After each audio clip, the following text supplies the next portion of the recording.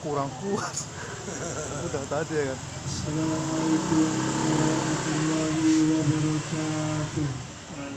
Alhamdulillah, alhamdulillahi rabbil alamin.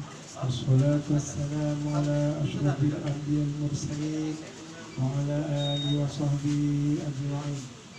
Asyhadu an la ilaha illallah wahdahu la syarika lah wa asyhadu anna Muhammadan abduhu wa rasuluh.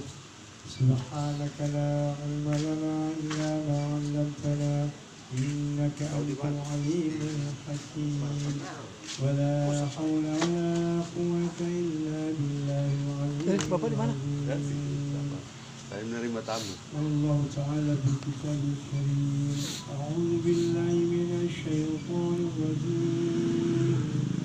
Wa man ahsanu qawlan mimman da'a ila Allah wa 'amila shalihan wa qala innani minal muslimin. Sallallahu ta'ala. والله يدعو إلى دار السلام ويهدي من يشاء إلى صراط مستقيم. قال رسول الله صلى الله عليه وسلم من أحيا سنتي فقد أحبني ومن أحبني كان معي في الجنة.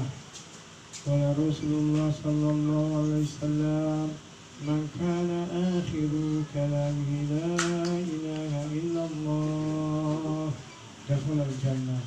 صدق الله العظيم. Alhamdulillah, ibu-ibu yang dirahmati Allah Subhanahu wa taala, juga tuan-tuan yang dirahmati Allah Subhanahu wa taala. Pertama sekali marilah kita bersyukur kehadirat Allah Subhanahu wa taala. Syukur lagi dan lagi sampai kita tak ada lagi, baru habis syukurnya. Nanti alhamdulillah selepas kita tak ada lagi, baru kita nikmati arti syukur itu.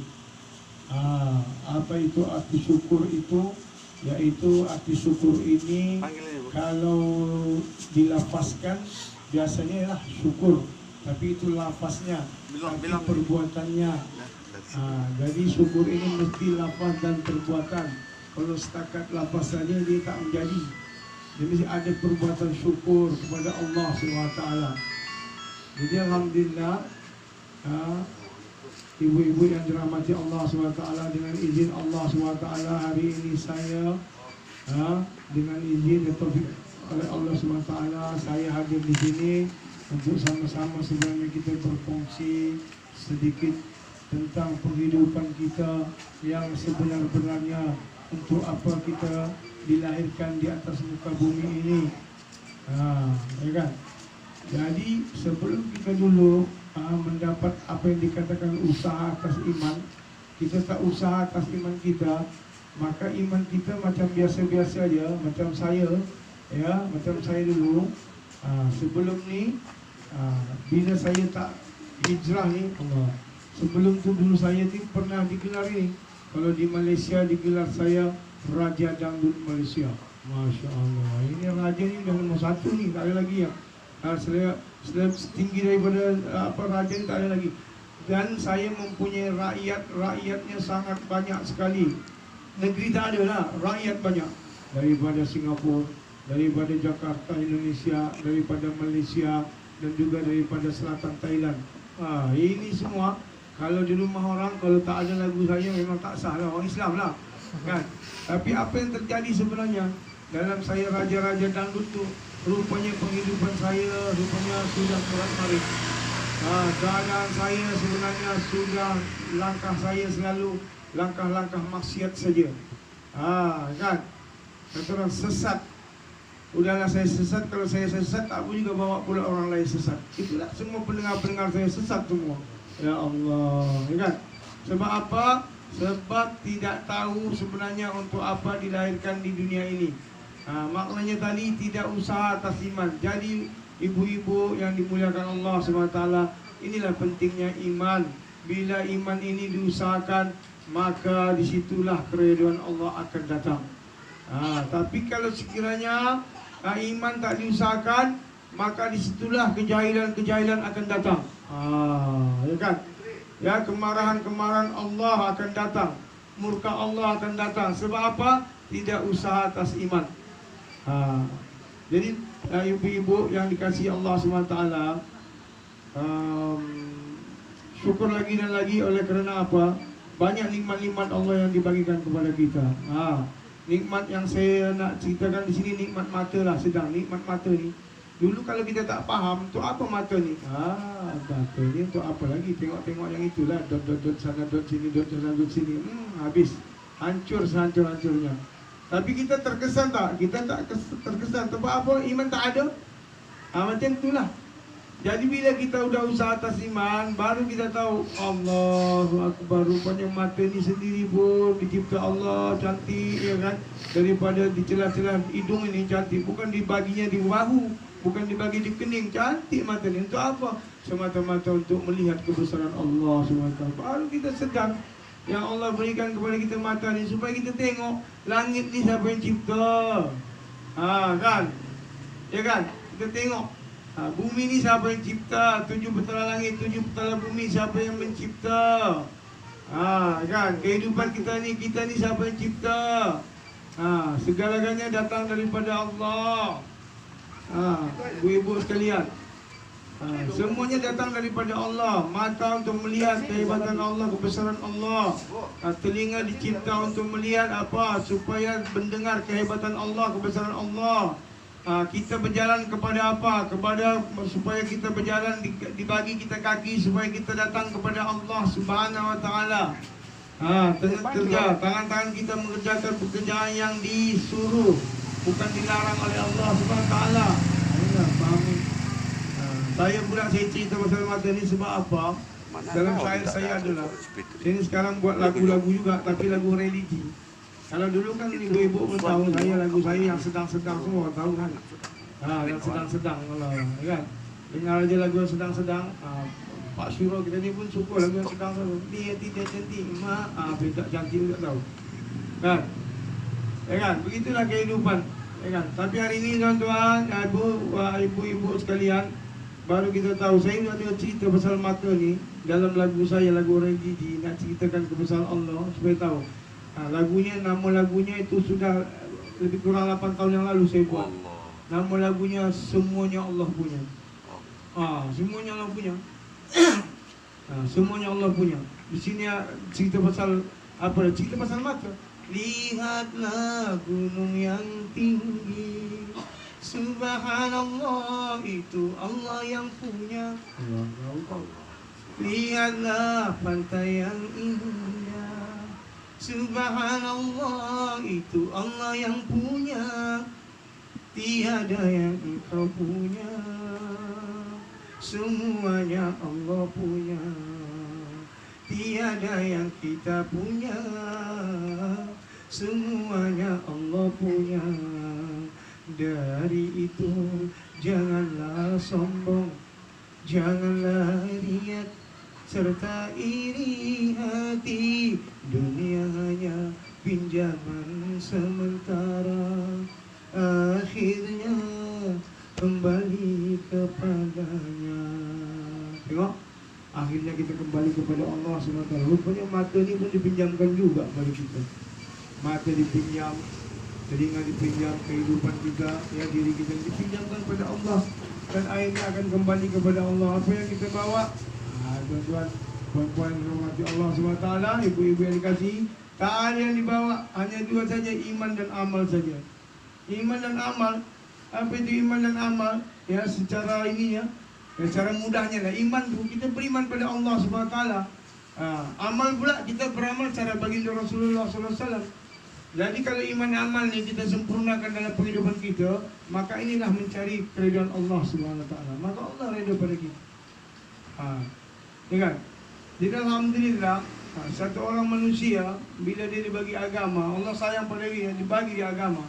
Ya kan? Tapi dia tak faham pun dulu mula-mula, kasih agama saja, habis. Kalau boleh timur selatan ni dilompat semua sekali, habis terus. Ya kan? Kasih agama. Maka kemudian Allah sayang lagi pada dia, maka dikasih dia faham agama. Kalau tadi tak faham, kasih agamanya, maka dia bagi faham agama. Oh, punya contohlah, Oh rupanya Islam ni kena sembahyang ni. Gitu kan. Kalau dulu mana ada? Ya kan? Islam lah, Islam KTP itu. Ya kan? Islam lah. Mana tahu, tak faham. Itulah. Kemudian dibagilah paham agama, tahu juga nak ibadat ini semua. Tapi tak cukup. Ya kan? Tak cukup. Ada peringkat yang paling tinggi lagi, iaitu bila Allah sayang pada seorang, dikasih dia agama, dikasih dia paham agama, kemudian yang paling tinggi sekali, dibagi dia kerja agama. Nah, ini kan, inilah untuk kesempurnaan agama. Kena ada agama, paham agama, buat kerja agama. Buat kerja agama. Siapa dia yang buat kerja agama ni? Tuan-tuan ni, ibu-ibu yang dikasihi Allah. Punya orang yang buat kerja agama, paham agama, kemudian dikasih kerja agama. Ini dia sahabat-sahabat baginda Rasulullah sallallahu alaihi wasallam. Dulu mana ada orang dia agama? Semua jahiliyah semua. Apa yang dia orang tahu? Jahiliyah lah. Orang jahiliyah ni masya-Allah sampai satu negara tu, apa negara Spanyol ke apa tu? Romawi ke apa? Sampai satu negara tu, kalau boleh ini orang-orang ini jahiliyah ni jangan datang ke negara dia, bahaya. Sebab apa? Dia punya sifat tu nanti takut masuk ke negara dia. Satu negara tu. Begitulah orang jahiliyah. Kemudian Allah bagi dia agama. Dapatlah agama. Kemudian Allah bagi dia dalam satu peringkat lagi paham dia agama, dibuat pula, dapat pula kerja agama. Ini tuan-tuan. Maka sahabat-sahabat ni bila dapat macam ni tuan-tuan, apa yang terjadi? Apa yang terjadi? Ibu-ibu sekalian, maka tersebarlah agama di seluruh dunia. Tengok waktu zaman Abu Bakar, kalau tak silap saya, zaman Omar. Zaman Omar saja memerintah 2/3 Islam di bawah 2/3 dunia ni di bawah telapak kaki Islam. Ni ya, sebab apa? Sebab kerja agama. Bukan kerana agama saja ataupun faham agama, kerja agama dilakukan. Maka bertebaranlah semua apa ni namanya sahabat-sahabat ni. Kita pun sedia maklum, mungkin ibu-ibu pun sudah tahu bahwasanya dulu zaman terakhir itu ketika Nabi nak wafat, maka dibuat dikumpulkan 124,000 sahabat-sahabat. Ditarbiyah mereka, katanya agama ini sudah sempurna. Ya kan? Maka katanya di akhir tu dia cakap macam mana dia dakwahkan juga. Semoga orang yang di sini katanya yang 124,000 ni waktu itu apa tu Haji Wada ya. Supaya katanya semoga orang yang di sini dapatlah menyampaikan kepada mereka yang tak ada di sini. Sebab apa katanya, orang yang menyampaikan, moga-moga orang yang disampaikan itu lebih baik daripada yang menyampaikan. Maka ini faham bagi paham para sahabat-sahabat ini, paham dia maksudnya apa maksudnya. Maka 124,000 sahabat, ada 10,000 aja yang duduk dekat Mekah Madinah. 10,000 aja. Padahal kalau fikir-fikir, ya, semua kalau dia satu solat saja pun di Masjid Madinah ataupun di Masjidil Haram tu berapa? Ratus-ratus ribu kan dapat. Tapi mereka tinggalkan sebab ada lagi lebih besar daripada situ. Dan mereka sudah paham maksud Rasulullah SAW ketika beliau telah mendakwahkan buat yang terakhir itu, maknanya khutbah yang terakhir itu, mereka sudah paham. Maka mereka meninggalkan Mekah Madinah ini. 10,000 aja yang ada di sana. Dan 10,000 ni pula bukan tak kerja agama, buat kerja agama juga. Tapi mereka ada di sana mengajar anak-anak mereka, yang jadi guru, jadi ulama, jadi apa. Tapi yang banyaknya pergi keluar, iaitu 114,000. 114,000 kemana mereka ini? Mereka telah buat kerja agama ke seluruh alam. Maka bertebaranlah mereka. Ada yang di Afrika Selatan, Afrika Timur, ada yang di mana, di Rusia, ada yang di China. Maka daripada situ, atas kerja mereka ini, Allah bagilah kita Islam. Alhamdulillah, dapat Islam kita. Kalau tak kerana sahabat-sahabat, entah-entah ibu-ibu ni pun, saya lah ibu-ibu pun tak tahu juga. Entah-entah sembah juga ni api ke, sembah-sembah yang lain-lain daripada ini pokok ke, batu ke, ya kan? Tapi oleh kerana agama telah berjalan, ya kan? Rahmatan lil alamin katanya Nabi sallallahu alaihi wasallam. Ya kan? Sedangkan Nabi sendiri tak pernah keluar, tak pernah pergi keluar luar negara. Siapa yang sampaikan? Mereka adalah sahabat-sahabat baginda Rasulullah SAW. Jadi ibu-ibu yang dikasihi Allah SWT, kerja ni Rasulullah SAW boleh buat kerja sendiri, ya kan? Ya kan, dia boleh doa dia makbul. Tapi kenapa diperlukan sahabat-sahabat? Ini menunjukkan bahwasanya ya sahabat-sahabat ini perlu dibina untuk kembangkan agama ini. Dan bukan hanya sahabat-sahabat saja, maka kaum-kaum wanita juga bergerak. Ya kan, kaum-kaum wanita juga harus mau bergerak untuk agama ini. Kita boleh tengok, kita boleh dengar, kan macam istilahnya Khadijah, ya kan. Khadijah itu berapa banyak dia pengorbanan. Satu kalau dipikir-pikir dia adalah salah seorang yang terkaya waktu zaman baginda Rasulullah SAW. Sampai habis semua barang-barang dia, habis. Ya Allah, satu hari dia duduk, ketika duduk di pangkuan, dia di pangku Rasulullah, maka Khadijah menangis. Bila dia menangis, kenalah pipi baginda Rasulullah SAW. Maka ditanyalah, katanya kan, apa yang terjadi padamu? Adakah kau menyesal? Menangis kali kenapa? Menyesalkah kau nak bagi harta-harta ni untuk jalan Allah ni? Tentu banyak kau bagi ni. Tapi katanya apa? Katanya bukan, ya Rasulullah, aku menangis bukan kerana aku sedih bahwasanya hartaku habis. Ya kan? Tapi aku sedih. Udah tak ada lagi aku nak bagi ni. Apa lagi aku nak bagi ni? Sekiranya aku besok mati, katanya. Ya kan? Sekiranya aku mati besok, maka katanya tulang belulang aku ni kau ambil lah untuk titian jambatan kau nak pergi dakwah ni. Masya Allah. Inilah tuan, ibu-ibu, pengorbanan. Cukup satu orang itu kita sebagai pedoman kita, Khadijah tu cukup sebagai pedoman kita untuk contoh yang terbaik pada kita ibu-ibu. Maka sebenarnya kerja ni katanya mesti sepasang tu, suami dan isteri. Suami dan isteri. Katanya agama ni kalau tak ikut, seorang isteri tak ikut dalam agama ni, tak ikut berkecimpung istilahnya dalam agama ni, maka agama ni sampai di pintu aja, tak masuk ke rumah. Penat aja kita, tak masuk ke rumah. Kan, dia tak masuk ke rumah sebab apa? Di dalam rumah lain suasana dah.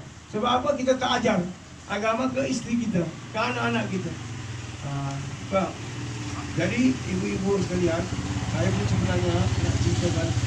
Saya dapat hidayah ni pun alhamdulillah lah 8 tahun yang lalu.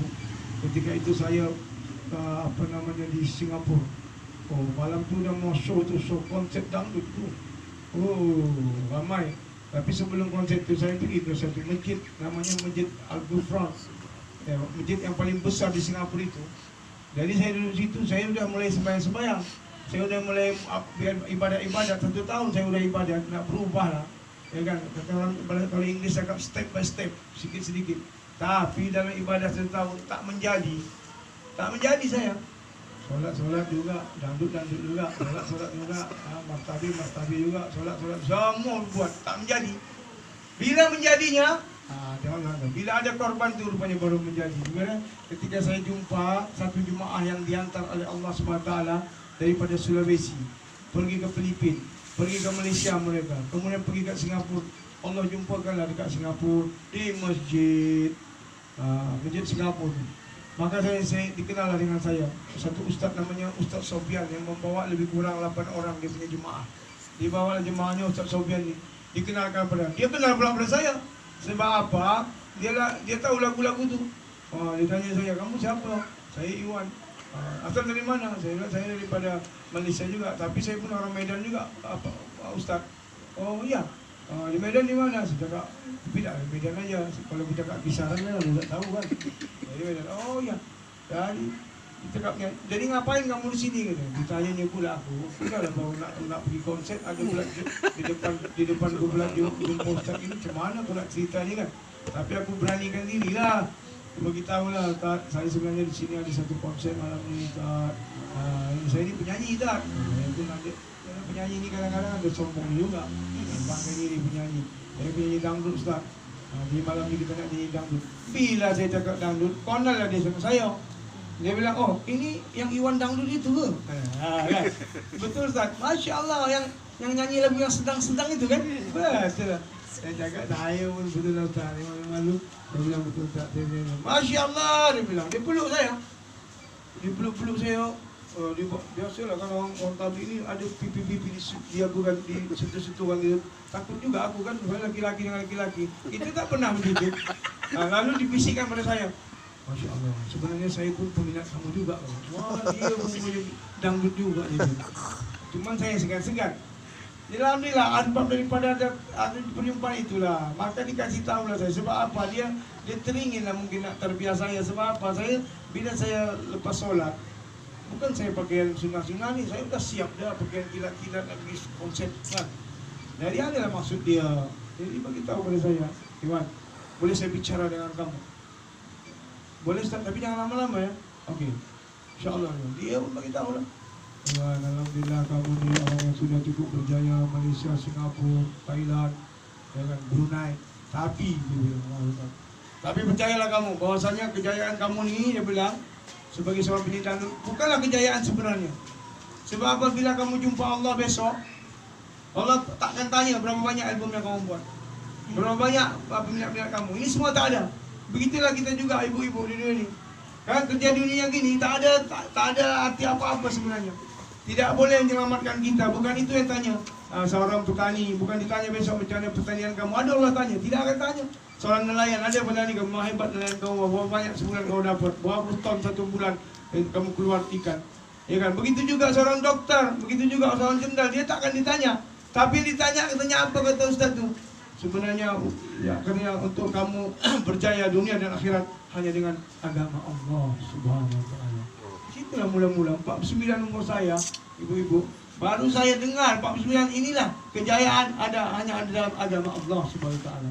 Bila kamu bawa agama, kamu akan berjaya di hadapan Allah. Tapi kalau kamu tak bawa agama, walaupun dunia ni kamu punya, dunia ni kita punya semua, tapi tetap gagal di hadapan Allah. Sebab apa? Tak bawa agama. Pasti dan pasti. Jadi ada maksud dia tu, dia mulai target saya, tapi oleh kerana saya nak cepat, Ustaz, saya nak cepat Ustaz. Mungkin lain kali kita jumpa. Terima kasih atas nasihat. Tuan-tuan, yang dikatakan Allah punya kuasa. Kalau Allah nak jadikan satu orang pun tak boleh, tak nak melarang. Nak jadikan asbab. Apa katanya? Iwan, kapan kamu pulang ke Malaysia? Besok Ustaz, kenapa? Kalau begitu, lusa izinkan saya untuk bertemu kamu di Malaysia. Saya akan datang ke Malaysia jumpa kamu. Masya Allah. Nih, kalau Allah berkehendak. Siapa yang kehendak itu? Bukan dia. Ada orang macam ini. Untuk agama dia bersungguh-sungguh.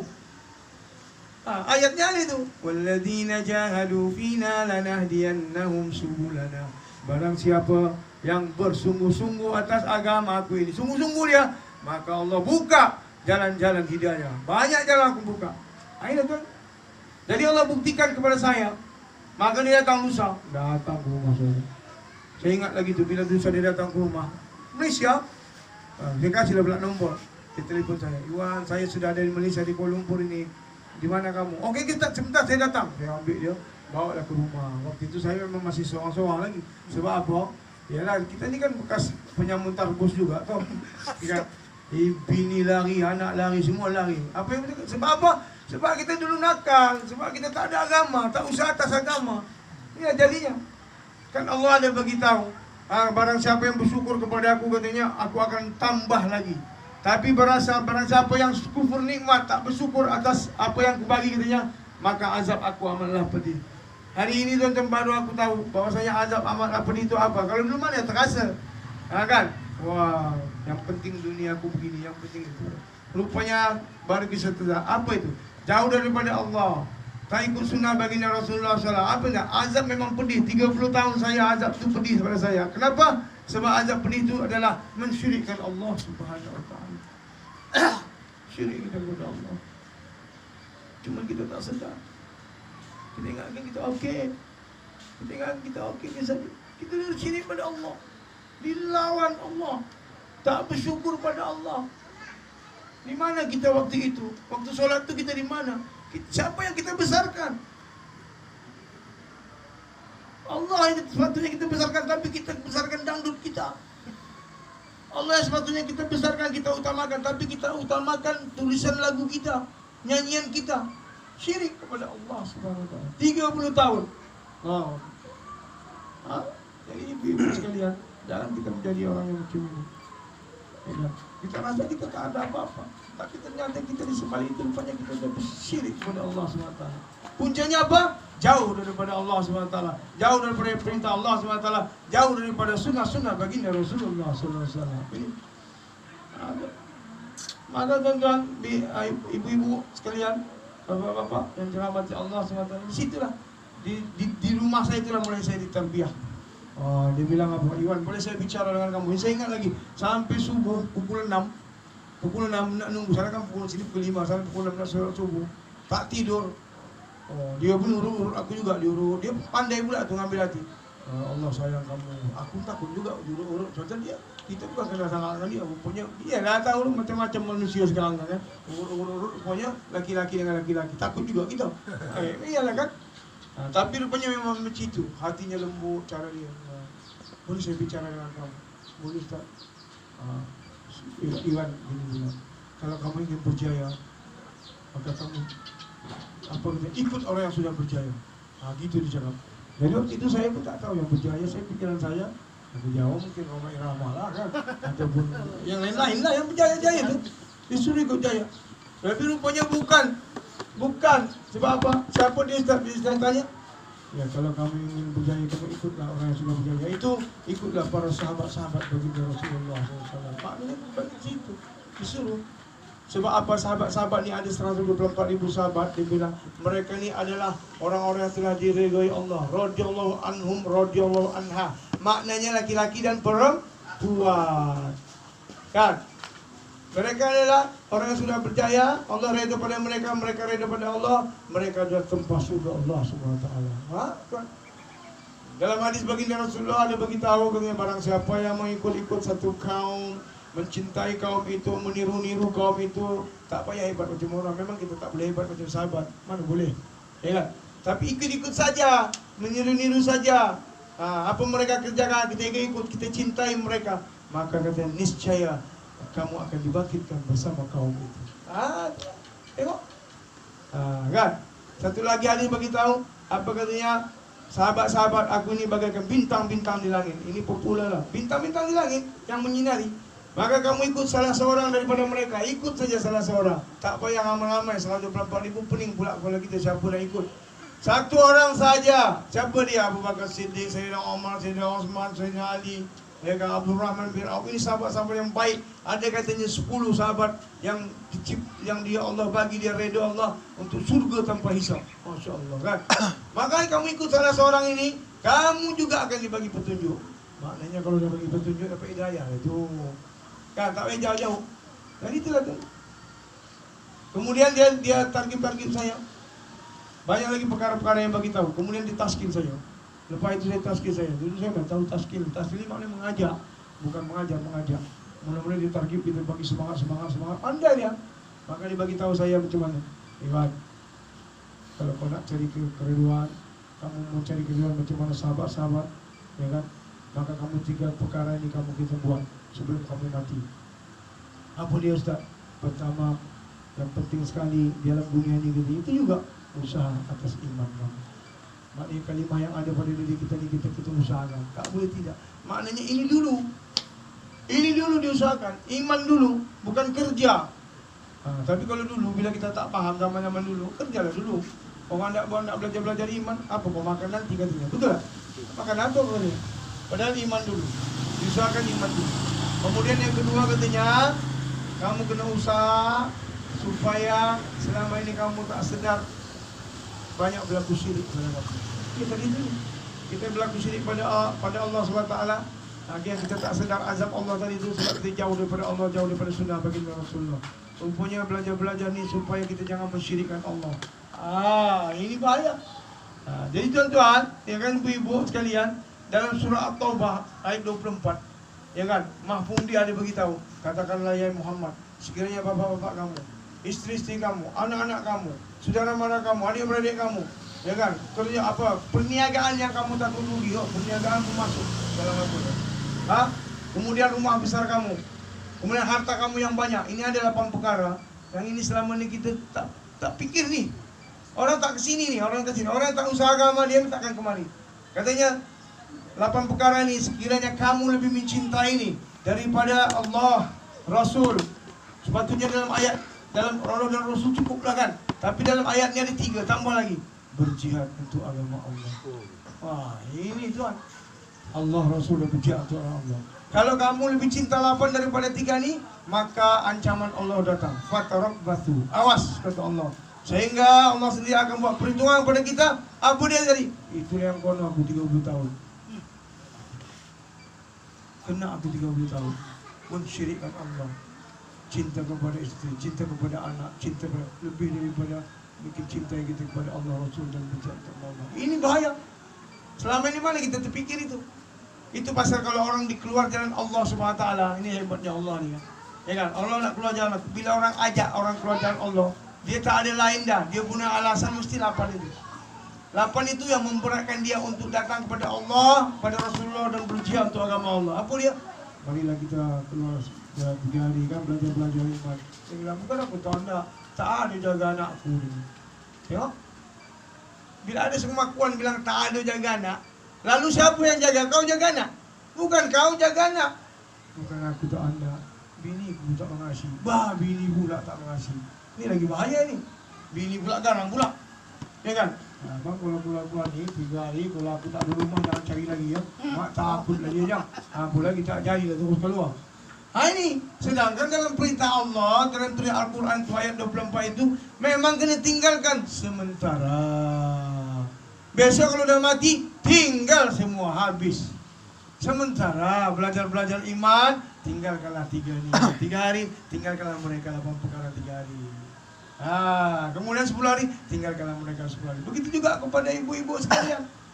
Kita tinggalkan semua. Kan? Jadi dengan ini katanya kan, bila kamu tarbiyah ini, kamu kena tahu ini apa yang perintah Allah dalam ni. Sebab itu pasal dulu orang cakap meninggalkan diri, ada yang tak faham dulu. Oh, kau ni keluar ninggalkan bini lah, meninggal ini anak semua apa tak mau. Loh, itulah perintah Allah dalam Quran. Jangan kamu pertikaikan lagi itu. Bahaya kamu pertikaikan itu. Cuman dulu kita tak faham. Bila kita dipahamkan Allah baru kita tahu. Bila kita keluar jalan Allah 3 hari, semua keadaan aman. Barulah kita mulai sedap. Rupanya memang betul. 8 perkara tadi itu Allah yang menjaga. Bukan aku yang menjaga, bukan ibu yang menjaga, bukan istri yang menjaga, bukan ayah yang menjaga. Tapi siapa yang menjaga? Allah Subhanahu Wa Taala. Ini kena yakin dah. Jadi untuk mendatangkan, untuk kita keluar jalan Allah ni, kan kita bawa istri kita keluar jalan Allah ni. Ini satu perkara yang hebat ini. Kita kena pahamkan istri kita bahawa agama ini perlu 2 orang. Maknanya suami istri ini perlu bergerak untuk agama Allah ini. Barulah dia katanya, apa yang terjadi bila seorang istri, seorang suami keluar sama-sama, ya kan, jemaah masyurah kan. Apa yang terjadi bila mereka ini dua-dua dipahamkan Allah, maka terjadilah madrasah kecil di rumah kita. Sebab siapa yang ngatur? Ibu sudah ngatur, tak ada masalah. Maka kita pun berjalan, apa kata terbang dengan 2 sayap. 2 sayap kita terbang. Kalau tidak, sebelah sayap aja. Tak pergi ke mana, situ-situ aja begitu. Tapi bila si ibu juga dapat keluar jalan Allah SWT, maka sahabat burung tadi katanya ibaratkan kita sudah terbang dengan 2 sayap. Maka disitulah sebenarnya untuk menjadi katanya rumahku surgaku tu. Itulah punca dia mulai ni. Terjadilah rumahku surga tu. Sebab apa? Ibu pun dah faham. Ini tak boleh ni yang gini. Ini boleh ni yang gini. Ini tak boleh sebenarnya ni. Ini tak boleh begini. Kalau tidak semuanya boleh. Kita cakap tak boleh, bini cakap boleh. Kita cakap boleh, cakap boleh, bini cakap tak boleh. Bercanggah. Jadi alhamdulillah. Jadi atas maksud yang sebenarnya ini dan jadi saya pun sebenarnya syukur alhamdulillah. Ya kan, syukur alhamdulillah sekali ketika saya dapat di taskil saya untuk keluar jalan Allah. Begitulah dibilang, kalau kamu nak dapat keiman, maka dikeluarkan, maka katanya ikutlah jemaah-jemaah dulu. Jadi tuan-tuan, saya pun ikut. Rupanya ikut aja pun, bukan suruh pandai, suruh ikut. Dalilnya kan ada itu surah Yasin. Ittabi'u man la yas'alukum ajran wa hum muhtadun. Kamu ikutlah orang-orang yang tidak meminta balasan apa. Nampak? Itu surah Yasin tu. Hari-hari kita baca. Sebelum kita keluar untuk kampung saya, malam Jumaat surah Yasin, 5 rumah nasi makan. Datang ke masjid, lontong, nasi lemak, mihun, mie goreng, bubur kacang semua keluar. Tapi apa makna dia tak tahu kita. Maknanya konyang aja lah. Sebab tak ada amalan. Kampung saya sampai sekarang malam Jumaat di Kuala Selangor di Malaysia itu aja lah. Asal malam Jumaat mau ramai orang. Tapi baca aja lah. Tak ada apa makna. Rupanya ada hikmah di sebalik itu. Ittabi'u man la yas'alukum ajran wa hum muhtadun. Kamu ikut orang-orang yang minta upah ni, yang minta apa balasan ni. maka Allah pasti akan terbiar kamu, bagi kamu redha. Itu kan cerita Abi bin Azhar itu. Bin Azhar itu. Nabi pertama pergi buat dakwah satu kampung, kena bunuh. Nabi disusuli lagi Nabi seterusnya, kena bunuh. Susul lagi Nabi seterusnya, maka dari seluruh kampung adalah seorang namanya Abi bin Azhar itu kan. Ittabi'u man laysa lakum ajrun wa hum muhtadun. Hai orang-orang kampung, ikutlah Nabi kamu ni. Tolong please kalau orang Inggeris agak. Please ikutlah, follow him. Sebab apa inilah Nabi kamu tak minta apa-apa upah ni. Betul-betul minta keikhlasan, dengan keikhlasan. Tapi memang orang kampung ni orang dajal ni. Dibunuhnya pula orang bercakap tu. Tadi bunuh dah 2 Nabi, sekarang kena bunuh 2. Tapi apa terjadi lah? Bila dia mati saja, datang malaikat rahmat. Tu ambil dia punya roh, terus masuk surga Allah SWT. Cash masuk surga Allah SWT. Sampai dia ayat seterusnya itu ada diberitahu mafhum dia. Alangkah bahagianya kalau sekiranya orang-orang kampung ini tahu aku sekarang sudah berada di surga Allah SWT. Tengok tak ibu-ibu baru suruh ikut. Ibu-ibu belum lagi kita ikut tu. Macam mana kalau kita udah ikut? Masya Allah. Jadi alhamdulillah saya mulai daripada saya keluar 3 hari, kemudian naik jasbahnya 40 hari. Daripada 40 hari saya 4 bulan, alhamdulillah. Jadi 40 hari pertama itu Allah memang tunjukkan pada saya. Di situlah rupanya perubahan dia kan. Orang kan 40 hari memang perubahan. Okey, daripada seketul darah menjadi seketul daging, daripada daging 40 hari dijadikan dia, dirubahkan dia menjadi ada nyawa. Ya kan ada ini kan. Jadi rupanya macam itu juga. Bila 40 hari pertama, maka selesailah masalah-masalah batil saya itu. Yang dulu susah nak tercabut. Ya kan, ini itu ini sudah. Alhamdulillah dengan 40 hari pertama itu ambillah semua. Sampai merokok. Musik kok merokok. Tapi Allah jadikan begitu. Tiba-tiba keinginan tak ada, keinginan untuk mencuri tak ada, hotel pun tak ada lagi, martabi pun tak ada lagi, ini tak ada, habis semua tak ada. Semua tak ada, alhamdulillah. Alhamdulillah sampai sekarang 8 tahun. Dan Allah bagi saya pula hadiah. Kan Allah kata, in tansurullah yansurkum. Kalau kamu bantu agama Allah, pasti Allah bantu kamu. Masya Allah. Allah bantu saya bagi hadiah. Sekarang alhamdulillah kan. Saya tak pernah terfikir pun apa dia. Ada madrasah. Allah Akbar. Saya bercita-cita buat punya madrasah besar dakwah juga. Supaya anak-anak murid saya ni boleh keluar jalan Allah. Itu aja saya fikir. Bukan nak cari apa. Ada cari keuntungan seset pun kan. Kan. Supaya apa? Supaya nanti dakwahnya berkembang. Mereka-mereka di sana belajar Al-Quran. Jadi ibu-ibu kalau ada anak-anak yang umur-umur sudah lepas SMP ke SD, antar sajalah tempat saya sana. Antar sana di madrasah Darul Islah di Kisaran, Jalan Benteng. Kan. Sekarang kita ambil ini perempuan-perempuan lah. Sebab lebih utama saya rasa perempuan. Sebab perempuan ni kita perlu nak selamatkan dia punya aurat dulu, aurat. Perlu ni perempuan ni, aurat dia dulu. Kalau laki-laki pakai t-shirt, pakai jeans pun sudah selamat. Walaupun dia tak sunnah, ya kan? Tapi kalau perempuan, nanti tengok depan rumah kita tu siapa saudara kita, kemanaan kita, pakcik kita, anak pakcik kita, anak sepupu kita, bukan orang lain. Kededah hanya macam itu. Masya Allah, ya kan? Tapi kalau adanya ini, insya-Allah, moga dengan ini sedikit-sedikit belajar-belajar mereka di sana tutup aurat, nanti dibawa ke rumah 6 bulan cuti bawa ke rumah sudah tutup aurat dengan sempurna. Tengok mak dia apa, anak begini. Mana tahu kan? Mak dia pula ikut, ya kan, kalau suami tak tutup aurat dengan sempurna, adik dia ikut, inilah tu kan. Kita dakwah macam itu. Alhamdulillah, jadi ibu-ibu yang dikasihi Allah SWT, jadi termasuk yang sangat besar ini ya. Saya meminta juga, semoga Allah SWT lebih bagi taufik hidayah kepada ibu-ibu untuk keluar terus lagi dan lagi berada di jalan Allah SWT. 3 bulan sekali ibu-ibu boleh keluar. Suami dia keluar 3 bulan sekali, keluarlah bersama suami. Sangat bagus sekali. Kemudian nanti naik lagi jasbah, maka ditaskin lagi boleh keluar 10 hari ya. Kemudian ditaskin lagi boleh keluar sebulan. Kemudian 2 bulan, kemudian pergi luar negeri. Sama aja. Mana jemaah luar negara. Inilah sebenarnya minat, inilah sebenarnya titik akhir hidup kita. Supaya kita diantar. Diantar ke mana? Diantar ke negara-negara jauh. Ya, jemaah suami istri diantar ke negara-negara jauh. Yang mencari semata-mata mencari keridhaan Allah SWT. Kan, bila disahidkan di sana, apa yang terjadi nanti tuan-tuan? Maka suami istri ini pun maka akan menduduki sama-sama di surganya Allah SWT. Amin. Amin. Ini tuan-tuan. Jadi alhamdulillah, saya sebenarnya ada jemaah lah 3 hari kami di sini, jalan-jalan di 3 hari ini, ada di masjid Al-Iman sekarang. Jadi Bapak-bapak kalau ada masuk datanglah ke sana untuk kami di sana sama-sama kita bantu. Sebab saya rasa ini hikmah dia. 3 bulan saya udah jadi lockdown dekat Malaysia, di Indonesia. Satu hikmah juga. Sebab apa, kalau saya di Malaysia ni mungkin saya tak dapat menjadi nak bayang-bayang jumpa orang.